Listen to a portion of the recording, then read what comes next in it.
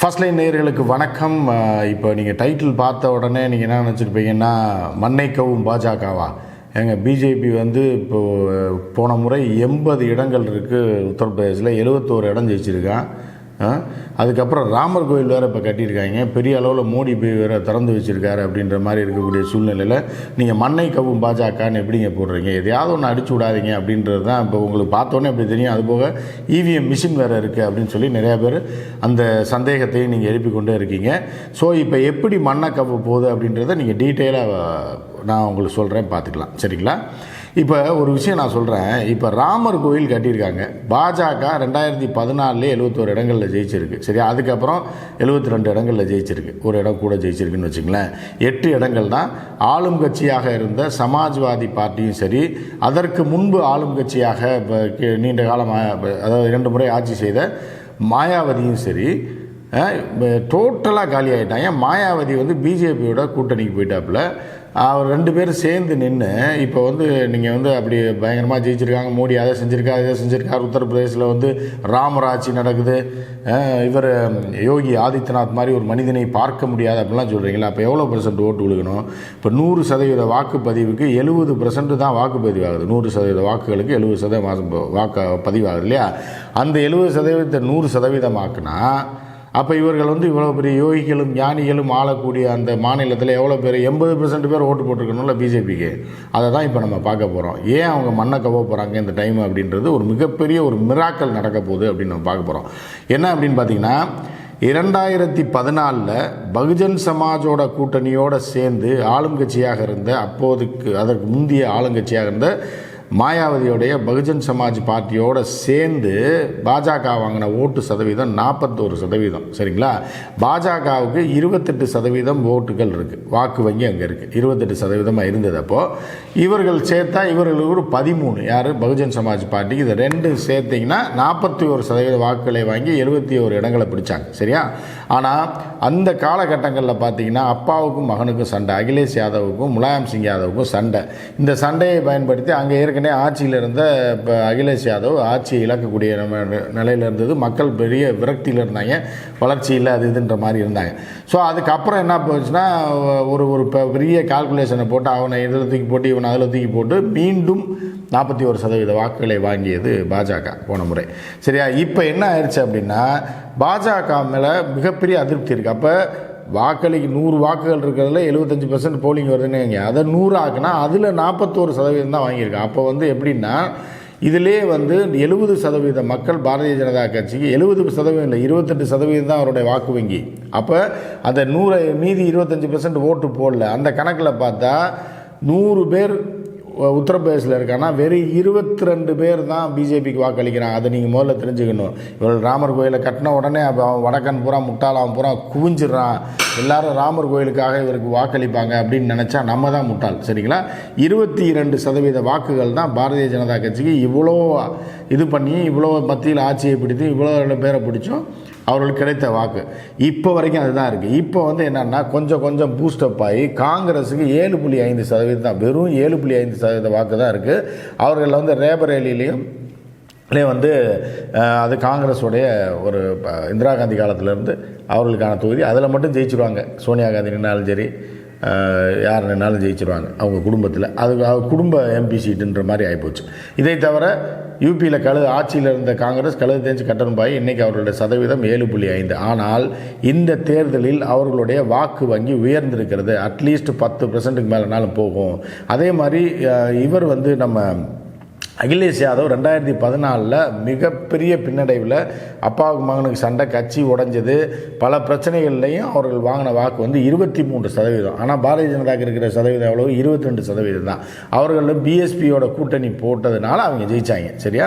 அடுத்த முறையும் அதே மாதிரி பிஎஸ்பியை கலட்டி விட்டால் டோட்டலாக பாரதிய ஜனதா கட்சி அவுட் ஆயிரும். 30 சீட்டு கூட வராது அப்படின்ற ஒரு நிலையில் இப்போ என்ன ஆயிருக்கு அப்படின்னா, மாற்றங்களை கண்டு வருகிறது காங்கிரஸ். அங்கே அதுபோக காங்கிரஸ் ஏற்கனவே தனிச்சு நின்று தான் ஒன்றும் இல்லாமல் போய் ஒரு சீட்டு ஜெயிச்சிட்டு இருந்தது.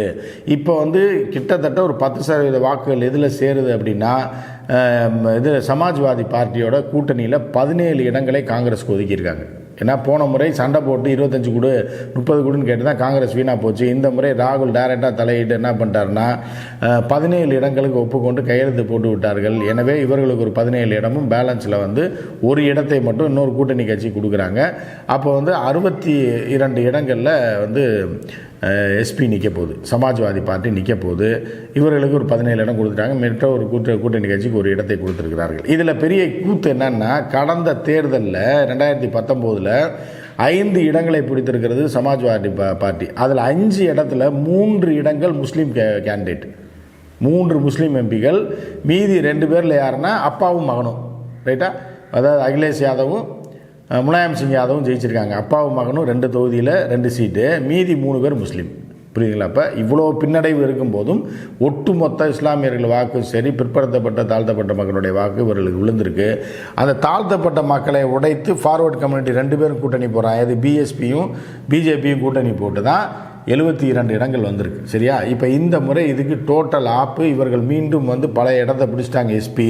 அதனால என்ன ஆகுதுன்னா, கடந்த முறை இவ்வளோ நெருக்கடியில் 5 இடம் பிடித்த எஸ்பி இந்த முறை சமாஜ்வாதி பார்ட்டியும் காங்கிரஸும் சேர்ந்து குறைந்தபட்சம் 15லேருந்து 20 இடங்களை பாரதிய ஜனதா கட்சி இடங்களை சரித்து விடும் அப்படின்றது ஒன்று.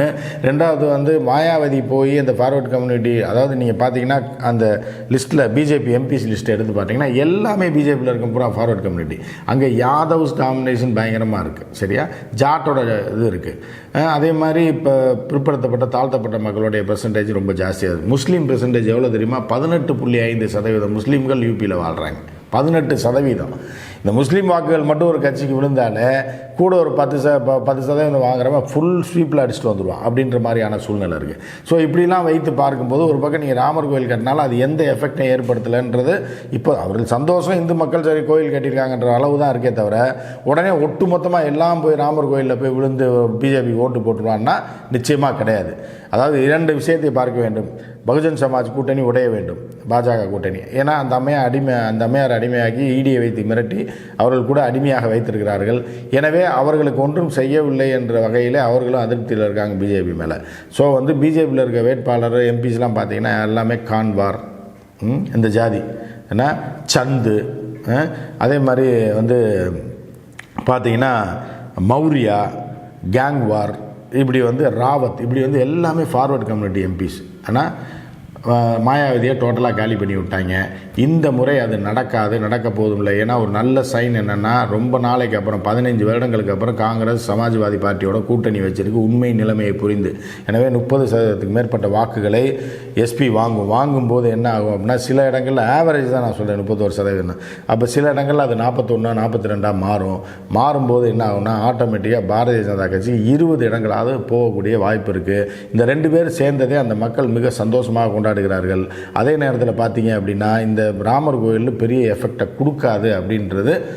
கொஞ்சம் எஃபெக்ட் கொடுக்கலாம், 1-2% வாக்கு தான் கூட வருமே தவிர, அதை விட இவர்களுக்கு எதிர்ப்பலை அங்கே நடந்தக்கூடிய இந்த ஆட்சி மாற்றத்தில் ஏற்பட்ட பிற்படுத்தப்பட்ட தாழ்த்தப்பட்ட மக்களுக்கு ஏற்பட்ட அநீதி, இஸ்லாமியர்களுக்கு ஏற்பட்ட அநீதி எல்லாம் பார்க்கும்போது இந்த எதிர் சைடு எஸ்பி காங்கிரஸ் கூட்டணி மிகப்பெரிய ஒரு இடத்தை பிடிக்கும்.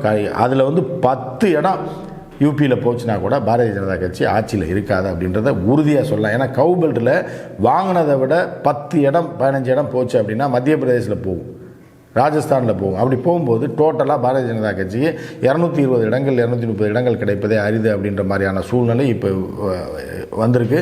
இது வந்து ஒரு மிகப்பெரிய ஒரு பிரகாசமான எதிர்க்கட்சிகளுக்கு, அதை இந்தியா கூட்டணின்றது விட்டுருங்க, எதிர்க்கட்சிகளுக்கு ஒரு மிகப்பெரிய ஒரு பலத்தை கொடுக்கக்கூடிய விஷயமா இருக்குது. நீங்கள் கேட்கலாம், எப்படின்னா அப்படி இப்படி மோடி இப்படி இருக்காரு, திருப்பி அவர் தான் வருவார்ன்ற மாதிரி இருக்குது, இப்படி இருக்குது, இவன் எதிர்க்கட்சியே இல்லை அப்படின்றீங்க. நீங்கள் அந்தந்த மாநிலத்தில் உள்ள அரசியல் எடுத்து பார்த்தீங்கன்னா தெரியும், மீண்டும் இவர்கள் திருப்பி குளிக்க தள்ளப்படுவார்கள். ஏன்னா வாஜ்பாய் அருமையாக ஆட்சி பண்ணார் 5 வருடங்கள். பண்ணும்போது அடுத்த 5 வருடங்கள் என்னன்னா இந்தியா மிளறுகிறது அப்படின்னு இறங்கினாங்க. எந்த வித சத்தமும் இல்லாமல் இருந்தாங்க மக்கள். திடீர்னு பார்த்தா கவுத்தி விட்டாங்க வாஜ்பாய் காலக்கானம். ஸோ அந்த மாதிரியாக அமைதி புரட்சி செய்வதற்காக மக்கள் தயாராக இருக்கிறார்கள். எனவே உத்தரப்பிரதேசில் முதல் அடியாக இந்த கூட்டணி அமைந்திருக்கிறது வந்து மிகப்பெரிய மாற்றம். 15 வருஷத்துக்கு அப்புறம் நிச்சயமாக பாரதிய ஜனதா கட்சி அங்கேருந்து முதல் அடியை யூபியிலே வாங்க போகுது அப்படின்னு நம்ம பார்க்குறோம். மற்றும் ஒரு நிகழ்ச்சியில் சந்திப்போம். நன்றி, வணக்கம்.